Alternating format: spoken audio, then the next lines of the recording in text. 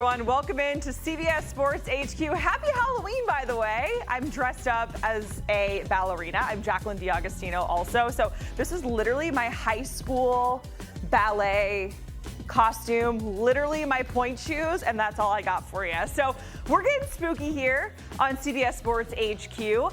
And of course, all of our guests on the show today are going to be dressed up as well. They better be. They better not have left me hanging by myself as the only one dressed up. But what about the football teams in the NFL? Are they dressing up as a contender? Are they actually pretenders? What teams are actually scary good and could be a threat as we are just 100 days out from the Super Bowl 60? And for that, let's welcome in our very own Ryan Wilson, who is dressed up. I don't know what you are, Ryan. I thought maybe you were the Phillies Karen, maybe Mrs. Doubtfire. Am I correct in any of these predictions? What are you dressed up as for Halloween? Happy Halloween, Jacqueline. I love your costume. I would only love it more if you were last year's version and this year's version. Pete Prisco as a ballerina. As for me, I didn't know we'd be working together, but this works out perfectly. So producer Bodie made this happen. Take a step into the future with me, if you will, Jacqueline, and let's go see Ryan Wilson, age 6'7". What? Yeah, let's go. I had a feeling because Ryan has been on his 6'7" shtick like literally all week. I had a feeling it had something to do with this, but thank you so much for bringing that back in and using the ultimate dad joke. Ryan, we're going to go through your top 5 scariest teams in the NFL. Number 5, we're talking about a team here where the coach has been in the Coach of the Year conversation. The quarterback has the 3rd best odds for MVP, only behind Patrick Mahomes and Josh Allen. Of course, we're talking about the New England Patriots here coming in at number 5.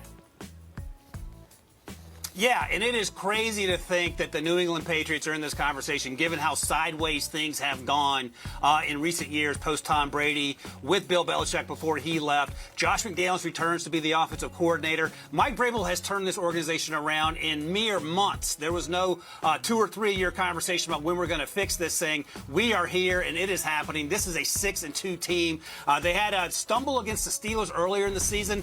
That feels like a million miles ago. You talk about Drake May playing at a high level. The defense is playing really well, and they are invested in buying in to what Mike Vrabel is selling. And I am ecstatic with how good Drake May has been. He has, Jacqueline, been better than last year's first overall pick, Caleb Williams, and of course Jayden Daniels. He's outplayed all those quarterbacks in that draft class, and it shows on the field, and it's why they are incredibly scary in terms of the team to face now and once we get to January. Yeah, you mentioned the Patriots and their one slip up. Another team that we're going to get to now coming in at number 4 also had a slip up against the Cleveland Browns.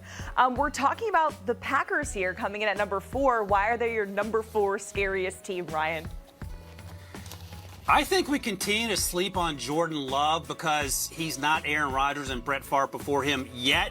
But a lot of the things he does looks a lot like what those guys do when they were in their prime.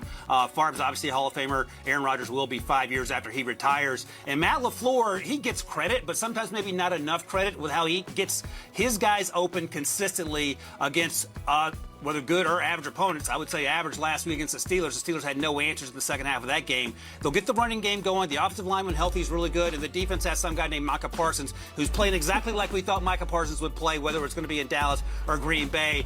This team has, you talk about the loss to the Browns, which is hard to wrap your brain around, and the one tie, but they are playing some really good football right now, and it feels sustainable no matter the time of year weather-wise, mostly because of the way Jordan Love has played when he's healthy.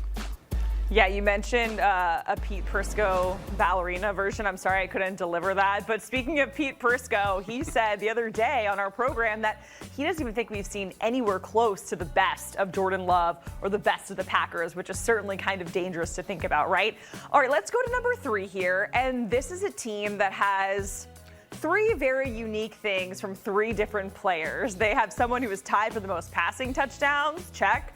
The most scrimmage touchdowns, check. And then someone who is tied for the most receiving touchdowns, check, check, check. What team is this, Ryan, coming in at number 3?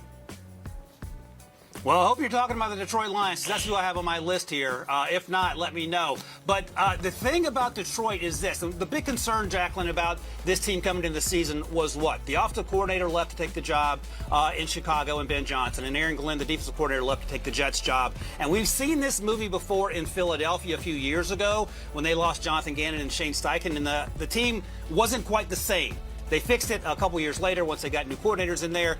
There's been no real hiccups here after the first couple of weeks. And this defense with Kelvin Shepherd as the DC is playing at a pretty high level, even with a ton of guys injured. We talk all the time and make excuses at times about injuries affecting how teams perform. The Ravens are the most recent example. But Aiden Hutchinson is playing like at an MVP level, coming back off that serious injury.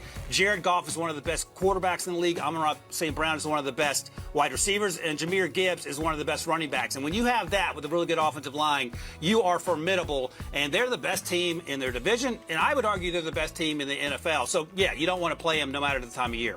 And it's funny to think about now in the offseason, we were having doubts, right? You know, what are they going to do with both their coordinators gone? And it feels like they've picked up right where they left off. All right, we're finally getting into your top 2 scariest teams. As a fan of a team in the AFC South, I'm a little salty that it is not my AFC South team we're talking about here, but we have to give credit where credit is due to Shane Steichen and what they've been able to do. But why are they coming in at number 2, Ryan, despite being the current 1 seed in the AFC? Yeah, the one concern is who is Daniel Jones going to be in late December, January, or February should it get there? Because the conversation we always have about this version of Daniel Jones is, hey, he looks a lot like last year's version of Sam Darnold, who went to the Vikings, balled out. They didn't bring him back, and in part they didn't bring him back because of his last 2 games looked like Sam Darnold's New York Jets version where he was seeing ghosts. If you get the good version of Daniel Jones, this is what it looks like. And it is insane to think about how good he's playing. But he has that running game with Jonathan Taylor, who's a legit MVP candidate. Offensive line is playing out of his mind. He has all those pass catchers. The defense does need to get better, and maybe they'll try to do some things around the trade deadline. But Shane Steichen, it's crazy to say, Jacqueline, has found his quarterback. It's not Anthony Richardson. It's a guy who was a retread thrown on the trash heap in New York and found his way to Indianapolis, is having crazy success. The only thing I'm worried about is January football, and does Daniel Jones turn into a Sam Darnold pumpkin? Yeah, and you know what? Speaking of the defense, we were talking about yesterday, maybe Trey Hendrickson having a little reunion with Lou Anarumo and going there. We won't tell John Breach that we're potentially, trying to make that come to fruition here and speaking it into existence. Finally, we have reached number 1. Ryan Wilson, who is the number 1 scariest team in the NFL right now? And this would have been silly to say in weeks 2 or even week 3 when this team was 1-2. But never sleep on the Kansas City Chiefs. If Andy Reid is there and if Patrick Mahomes is there, they are still there. They are still one of the best teams in the NFL, even if they're 5-3. The fact that they're 5-3 after starting 0-2 pretty much tells you all you need to know. Travis Kelce looks to be like his former self, in part because Rashee Rice is back, in part because they have their wide receivers starting to make plays a little bit more consistently. Juju Smith-Schuster has been an integral part of that offense. Brashard Smith, their 7th-round pick, the running back, is getting more involved in much the same way Xavier Worthy was brought along last year as an explosive threat who can get to the edges and make plays. And we know how good that defense is with Steve Spagnuolo. I think the lesson for me, Jacqueline, is, again, as long as Reid and Mahomes are standing upright and in Kansas City wearing red, that team is going to have a chance to compete. The offensive line needs to get healthy. They need to get Justin Simmons back. But they are looking very, very scary on, October 31st, Halloween. So let's go. And you know what's even scarier is that they're not even first in the division, and we're talking about how scary they are. That's scary enough. Ryan, before I let you go, I just need you to, for the folks that maybe are tuning in a little bit late, just give us one more explanation and one more 6'7" dad joke before we let you go.